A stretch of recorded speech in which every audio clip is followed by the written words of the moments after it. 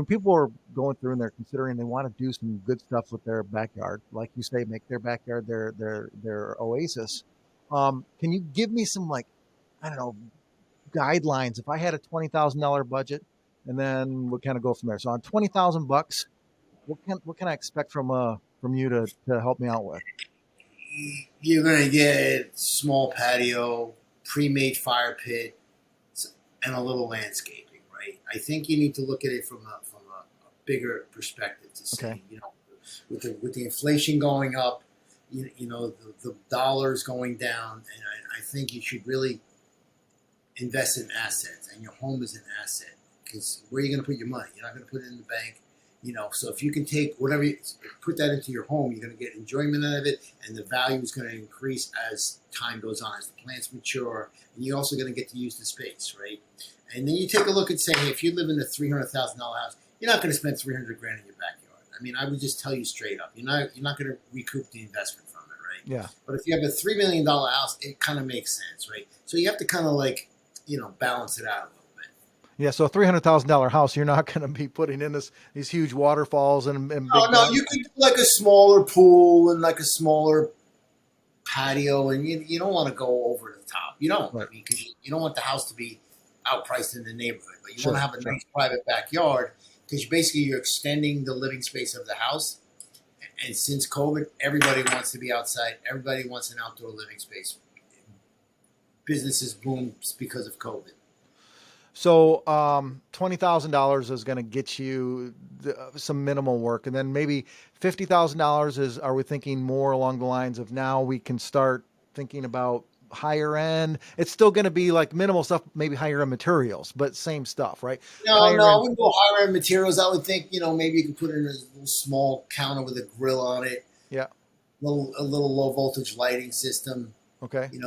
Maybe a fire pit that you can, that looks like stone, but it's really not. Right. Once you start getting into like electric and plumbing and all that, then you have to bring in other trades, and the cost just goes up. But there's other ways to value engineer the project where you still get the same elements, but it's just different.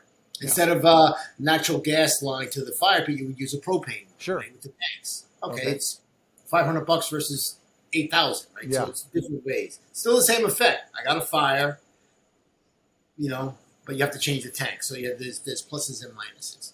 Okay.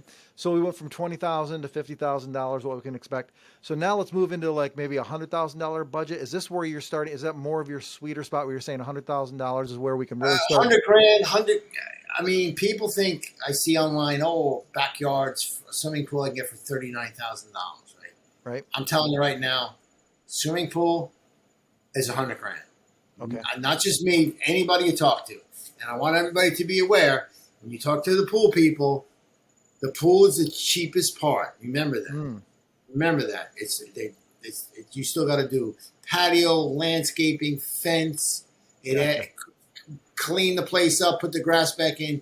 There's a lot of hidden costs in there that you need to kind of be asking those questions up front. What else can I be expecting to spend to get my backyard? That makes sense. I'm glad you brought that because that's what I was thinking. Literally that number, 35 to 39, $40,000 for, materials and all that other stuff. But like you said, yeah, that's if you put that in there and you've got dirt all around it and that's it. And you leave, right? And you're gone.